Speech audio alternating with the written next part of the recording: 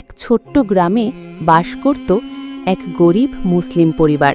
পরিবারের কর্তা রহমত আলী দিনমজুরের কাজ করে যা পেতেন তা দিয়ে সংসার চালানো খুব কঠিন ছিল। তার স্ত্রী ফাতেমা বেগম, 2 মেয়ে আর এক ছেলে নিয়ে তাদের ছোট্ট ঘরটি ছিল ভালোবাসায় ভরা। অভাব তাদের নিত্যসঙ্গী হলেও আল্লাহর প্রতি তাদের বিশ্বাস ছিল অটল। রহমত আলী প্রতিদিন ভোরে উঠে ফজরের নামাজ আদায় করে কাজের সন্ধানে বেরিয়ে পড়তেন। রোদ, বৃষ্টি, ঝড় কোনো কিছুই তাকে আটকাতে পারত না। দিনের শেষে যা রোজগার হতো তা দিয়ে চাল, ডাল আর সামান্য তরকারি কিনে বাড়ি ফিরতেন।